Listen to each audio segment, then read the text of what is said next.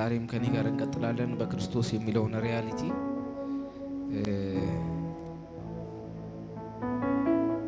እግዚአብሔር እያስተማራችሁ ነው ድምጻችሁ አሁን ለካ በመንፈስ ስለሆናችሁ ከባድ ነው አሁን ማገልገል ከባድ ነው የእግዚአብሔር ቃል መስበክ በጣም ከባድ ነው ኢየሱስ ጌታ ነው እሺ ሁላችንም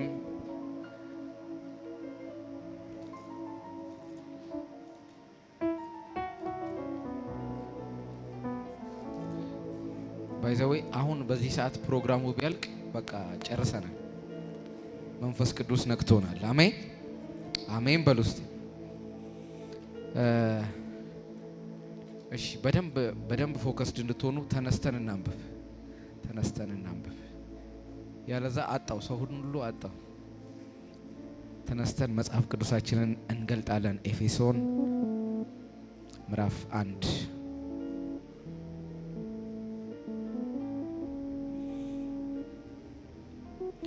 ከቁጥር 3 ጀምሮ እናነባለን 1:3 በክርስቶስ በሰማያዊ ስፍራ አይሰማም በመንፈሳዊ በረከት ሁሉ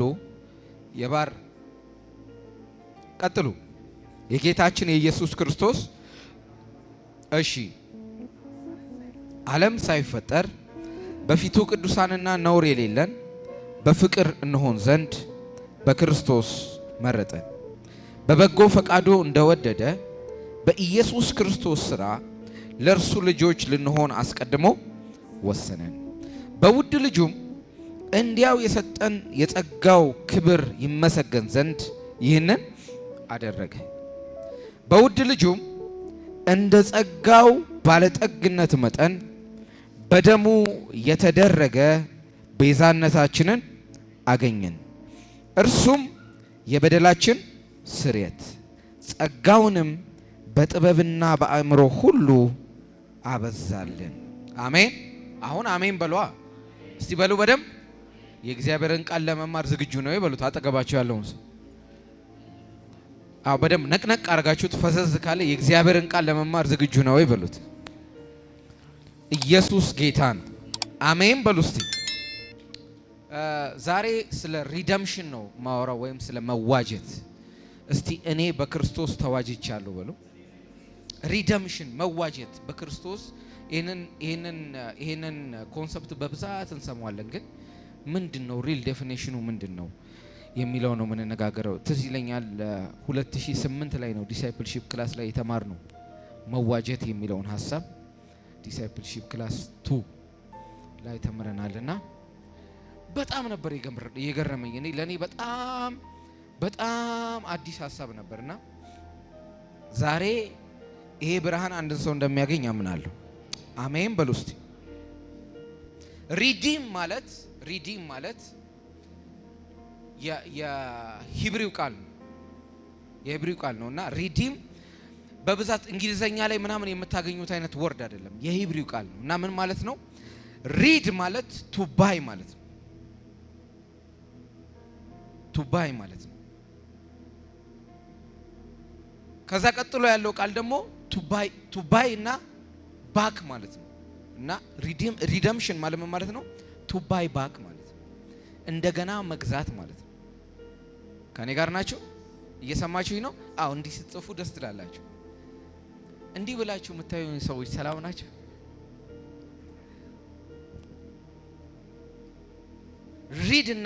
ሪድ የሚለው ቃል ቱ ባይ ማለት ቱ ባይ ባክ ወይም ደግሞ እንደገና መግዛት ማለት ነው እንደገና መግዛት የሚለው ሐሳብ ምን ማለት ነው መጀመሪያ ያንተ የነበረ ከዛ በኋላ የተወሰደ ከዛ ደግሞ እንደገና ይገዛው ማለት ነው ከኔ ጋር ናችሁ ሪደምሽን የሚለው ቃል ይሄ ነው ትርጉሙ መጀመሪያ ያንተ የነበረ ከዛ በኋላ የተወሰደ ከዛስ እንደገና ምን ያልከው ዋጋ ከፍለ ምን ያልከው የገዛው ማለት ነው ሪደምሽን ኢየሱስ ጌታ ነው አሜን በሉ እስቲ የትኛውም እዚህ ምድር ላይ ያለ ነገር ቫልዩ የሚወጣበት ፕራይስ የዛ ነገር ዋጋ የተከፈለበት የሆነ አማውንት መጠን ነው። ከኔ ጋር ናችሁ? እዚህ ምድር ላይ ያለ ሲስተም ርካሽም ውድም የሚያደርገው ነገር የሚወጣበት ነገር ነው። ክብር ለኢየሱስ ይሁን። አረ አሜን በሉ እስቲ። ቺፕ የሚለውና ኤክስፔንሲቭ የሚለው ነገር መካከል ያለው ነገር የወጣበት ገንዘብ ነው። ክብር ለኢየሱስ ይሁን። አሜን። እሺ የኤፌሶን መጽሐፍ ላይ ሲናገር እንደዚህ ይላል እስከ ቁጥር 6 ድረስ በክርስቶስ ኢየሱስ ልጆቹ እንሆን ዘንድ እንደ በጎ ፈቃዱ አስቀድሞ ወሰነን፣ ይኸውም በሚወደው በእርሱ በኩል በነፃ የተሰጠን ክቡር የሆነው ጸጋው እንዲመሰገን ነው ብሎ ጨረሰና እዚህኛው ላይ በክርስቶስ ስለሆነው የእግዚአብሔር ልጅነት ካወራ በኋላ ሌላ በክርስቶስ የሆነውን ሐሳብ ሊጀምር ሲል እንደዚህ አለ። በጣም ነው የምወደው ይህን ሐሳብ። በእርሱም አለ በእርሱ ማን ነው? በክርስቶስ እንደ እግዚአብሔር ጸጋ ባለጠግነት መጠን ይላል። ላካሳታላ ባራዲያናማ እንደ እግዚአብሔር ጸጋ ባለጠግነት መጠን እንደ እግዚአብሔር ጸጋ ባለጠግነት መጠን እግዚአብሔር እዚህኛው ኤሪያ ላይ ወይም ደግሞ ተዋጀን የሚለውን ሐሳብ ከማንሳቱ በፊት መጀመሪያ መናገር የፈለገው እኛን ሲገዛን አለ። ከኔ ጋር ናችሁ? እንደ ጸጋው ባለጠግነት መጠን ነው። እግዚአብሔር በጸጋ ባለጠጋ ነው። ክብር ለኢየሱስ ይሁን። አረ አሜን በሉ እስቲ። ባለጠጋ ምናምን የሚለው ይሄን ሁሉ ለብዙ ሺህ ዓመታት ይድን የነበረውን ሕዝብ በክርስቶስ ባመነ ጊዜ ይድን የነበረውን ስዊች ያደርገ የነበረውን ሕዝብ እግዚአብሔር የገዛው በጸጋው ባለጠግነት መጠን ነው። ለዚህ ሁሉ ሕዝብ ፊት የሚያደርግ ግሬስ እግዚአብሔር ጋር አለ። አይ ከኔ ጋር ናችሁ? እስቲ እግዚአብሔር በሉ፣ በጸጋ በሉ እስቲ፣ ባለጠጋ ነው በሉ እስቲ። እንደ ጸጋው ባለጠግነት መጠን በደሙ በተደረገ ቤዛነት የኃጢአታችንን ይቅርታ አገኘን። በደሙ የተደረገ ቤዛነት የሚለው ቤዛነት ይለዋል አንዳንድ አማርኛው፣ ሌላ ጊዜ ደግሞ መዋጀት ይለዋል፣ ሌላ ጊዜ ደግሞ ስርየት ይለዋል። ሪዲም ተደረግን በምን? በጸጋው ባለጠግነት ገዛን ይላል። ስለዚህ መጀመሪያ ኦነር ነበረም ማለት ነው። ከኔ ጋር ናችሁ? መጀመሪያ ኦነር ነበር። አሁን ሪደምሽን የሚለውን ሐሳብ ስናየው መጀመሪያ የኛ የሆነ ገዢና ጌታ ነበረን። ከሱ ጌታ ተወሰድንና ወጣን። በሌላ ሰው ጌታ እጅ ላይ ገባን። እንደገና ከዚህ በፊት ጌታችን የነበረው ጌታ ዋጋ ከፈለና ደግሞ ገዛን። አቤት ኢየሱስ ጌታ! አረ አሜን በሉ እስቲ። መጽሐፍ ቅዱሳችን ላይ እግዚአብሔር የእስራኤልን ሕዝብ አውጥቶ ወተትና ማር ወደምታፈሰው ምድር ምናምን እነዚህ ታሪኮች ስታዩ የሆነ ይደረግ የነበረውን ተአምራት ለማሳየት አልነበረም የእግዚአብሔር ቃል ይሄ የተጻፈልን። መጀመሪያ እነዚህ ሰዎች ይላል ነፃ ነበሩ፣ ባሪያ አልነበሩ። በእግዚአብሔር ኪዳን በእግዚአብሔር ኮቨናንት የተመረጡ የአብርሃም ዘር ነበሩ። ከዛስ ወደ ባርነት ገቡ። ከዛስ እንደገና ሙሴ ላከላቸውና ከባርነት ምን አላቸው? አወጣቸው። እግዚአብሔር የሆነን ነገር ሪቨርስ እንደሚያደርግ ምልክት እየሰጠ ነበረ ክርስቶስ እስከሚመጣ ድረስ። ከኔ ጋር ናችሁ? እስቲ እኔ በሉ። አጠገባችሁ ያለውን ሰው ፈገግ በሉና አንተ በሉት። ርካሽ ሰው አይደለም፣ ዋጋ ተከፍሎብሃል በሉት። እንደገና እስቲ nobody is cheap in Christ። ማንም ተራና ርካሽ የሆነ ሰው የለም። በክርስቶስ የሆንክ ቀን ውድ ሰው ነህ። አረ አሜን በሉስ። እንድቀጥል እያበረታታችሁኝ ስላልሆነ ላቆመው እችላለሁ። የእግዚአብሔር ነበር። ከዛ በኋላ እንደውም ቀጥሎ ሲናገር ምን ይላል? በመጨረሻ ዘመን በክርስቶስ ኢየሱስ መጀመሪያ በእርሱ ዘንድ የነበረው መልካሙን ስራ ለማድረግ እንደገና ምን አልናል? ተፈጠርን ብሎ ይናገራል። ክብር ለኢየሱስ ይሁን። አሜን። ይሁንላችሁ የእግዚአብሔር ቃል የኢየሱስን ደም ኮት የሚያደርገው ለሪደምሽን ብቻ ነው። ጎይንስ መጽሐፍ ቅዱሳችሁን ስታጠኑ እግዚአብሔር መጽሐፍ ቅዱሳችን ውስጥ ስለ መዋጀታችን ወይም ስለ ቤዛነታችን ሲያወራ ብቻ ነው ደሙን የሚጠቅሰው። ከኔ ጋር ናችሁ? የኔ ዋጋ የኢየሱስ ደምን ያክላል።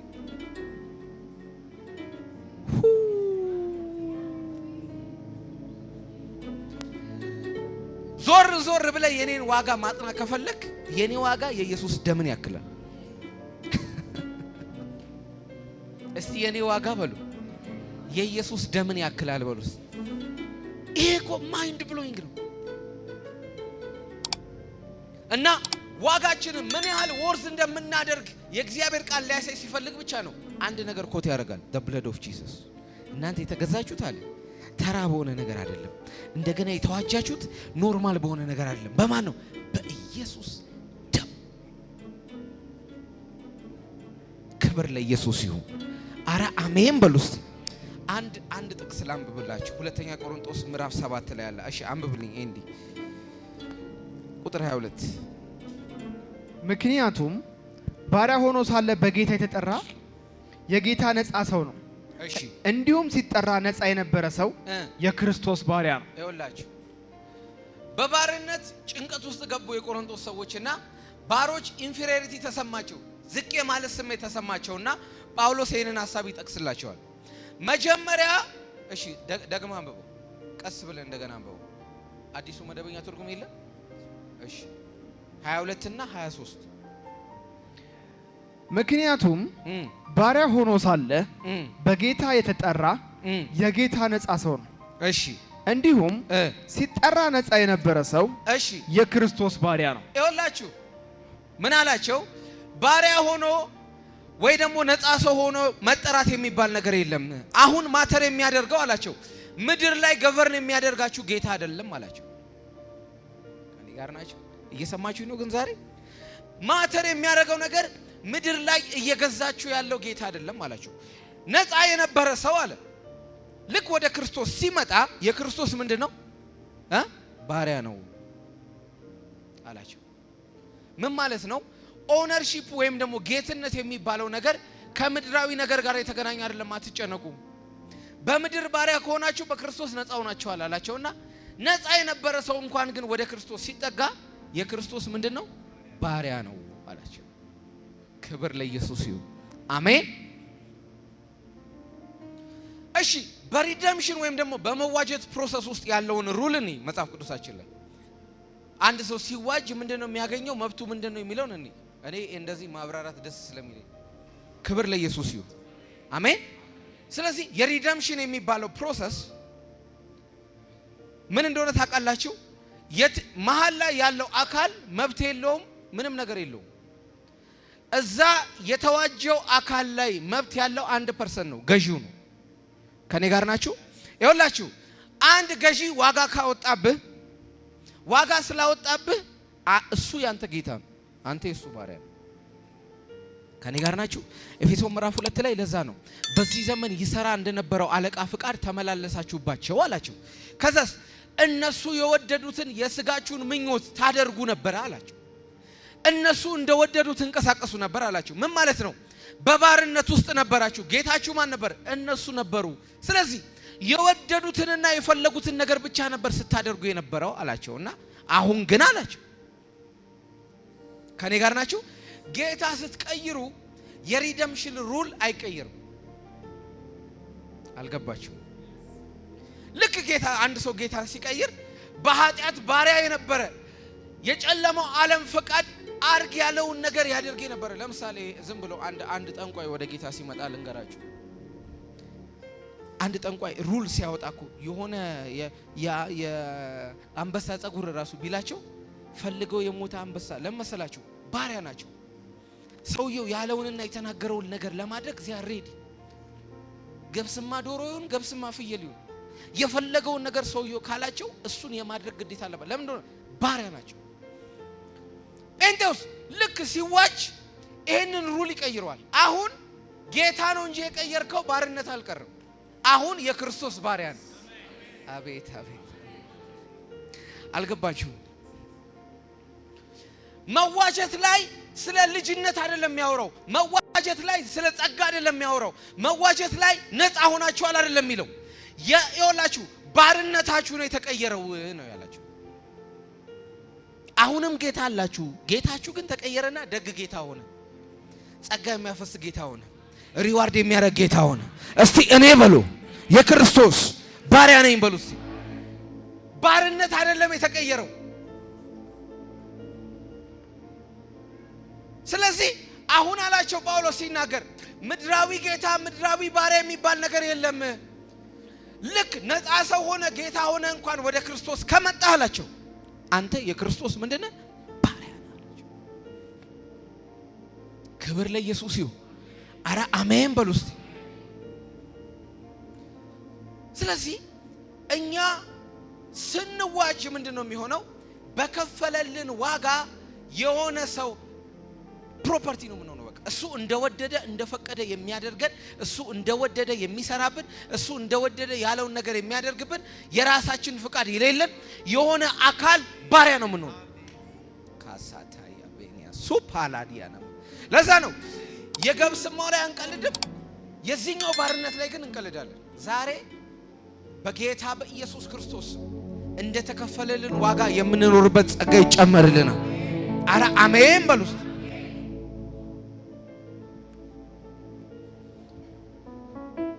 የመጨረሻ ዝርክርክ የሆነ ፐርሰን ሎ ውስጥ ያለ ሰው ሳይሆን ግሬስ ገባኝ የሚል ሰው።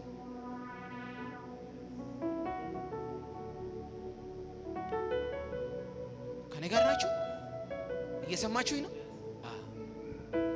ስለዚህ አላችሁ አሁን ሎርድሺፑን የተቀየረው አላችሁ ሻላ ባጋዳላ ማንዳላ ቬኒያስ ከላይ ማስተራችሁ ክፋትን እንድታደርጉ ይመራችሁ ነበር አለ።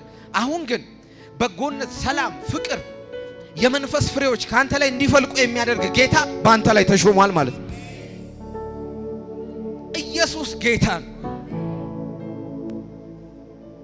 መዋጀት ማለት ይሄ ነው። መጀመሪያ የእርሱ ነበርን። ከዛ በኋላ አዳም በሰራው ስህተት ከሱ ወጣን። እንደገና በኢየሱስ ደም የሱ ሆነ። ሪደምሽን ፕሮሰስ ነው። ቱ ባይ ባክ ማለት እንደገና መግዛት ማለት። ክብር ለኢየሱስ ይሁን። አሜን። ዋጋችሁ የኢየሱስ ደምን ካከለ ኑሯችሁም ከዛ ጋር ፓራል መሆን አለበት። ክብር ለኢየሱስ ይሁን። አሜን በሉ እስቲ። እኔ ክርስቲያኒቲ ሎና ህግን የተለያዩ ማስፈራሪያና ዛቻን በመጠቀም መኖርን አላምነው። የገባኝን ሬቨሌሽን ፊት በሚያደርግ ኑሮ ግን አምናለሁ። ከኔ ጋር ናችሁ? እኔ ተራ ሰው አይደለሁም። ዋጋዬ የማንን ደም ያክላል? እስቲ በሉት፣ እስቲ በሉት፣ እስቲ በሉት። የኢየሱስ ደምን ያክል። ክብር ለኢየሱስ ይሁን። እሺ ገላትያ 2:20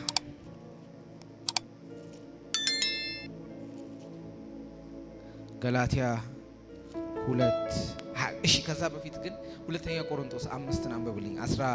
በጣም ከኔ ፌቨራይት ቨርሶች ውስጥ አንዱ ነው። 14 ጀምሮ የክርስቶስ ፍቅር ግድ ይለናል፣ ምክንያቱም አንዱ ስለ ሁሉ እንደሞተ እርግጠኞች ሆነናል። ከዚህም የተነሳ ሁሉ ሞተዋል።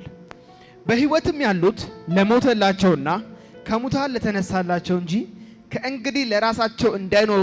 እስቲ እንደገና ደግሞ በሕይወት ያሉትም ለሞተላቸውና ከሙታን ለተነሳላቸው እንጂ ከእንግዲህ ለራሳቸው እንዳይኖሩ። ከእንግዲህ ይሄንን ቨርስ ያነበብከው ጊዜ በሙሉ ከእንግዲህ ነው።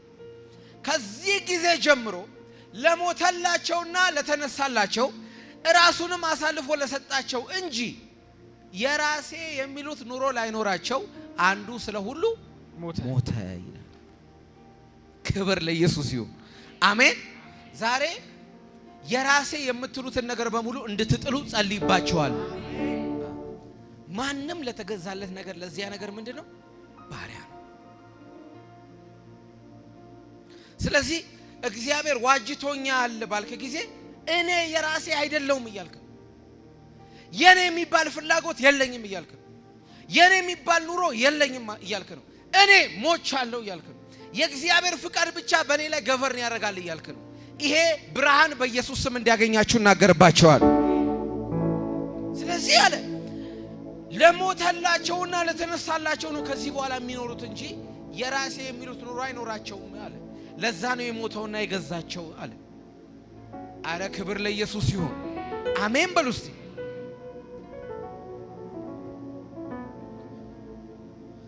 ዳዊት ይህንን ህዝብ እያየ በደሙ ሪዲም የሚደረገውን ህዝብ እያየ ፕሮፌሳይ ያደርጋል። መዝሙረ ዳዊት 111 119 ላይ ሄዳችሁ ብታይ ፕሮፌሳይ ያደርጋል። ምን አይነት ምስጉን ህዝብ ነው! ጌታ የቀየረ ህዝብ፣ ገቨርን የሚያደርገውን አካል የቀየረ ህዝብ። ይሄኛው ጌታ ይኸውላችሁ ወደ ጥፋት አይደለም ሊድ የሚያደርጋችሁ፣ ወደ ህይወት ነው ሊድ የሚያደርጋችሁ። እና ከዚህ በፊት የነበረውን አለቃ ፍቃድ ይላል መንፈሳዊ ጆሮአችሁ ተከፍቶ አይደለም የምትሰሙት፣ ዝም ብሎ በእናንተ ላይ የዛ አለቃ ፍቃድ ላይፍ ፍሎ ያደርግ ነበር። እና እዚህኛው ላይ የሆነ ጆሮ ላይ የሚጮህ ድምጽ መጠበቅ የለብን። እሱ ሰሬ እንዳደረገ ጌታ የሆነበት የዛ ሞመንት ላይ የሱ ላይፍ ባንተ ላይ ፍሎ ማድረግ ይጀምራል። you don't have to hear እንግዳ የሆነ ቮይስ መስማት አይጠበቅብን። ማተር የሚያደርገው የጌትነቱ ጉዳይ ነው። ዛሬ ከናንተ ህይወት ላይ ከናንተ ልብ ላይ ለዚህ ጌታ ሰሬ እንዲያላደረገ የትኛውም ነገር እንዲገዛ በኢየሱስ ስም እንጸልያለን።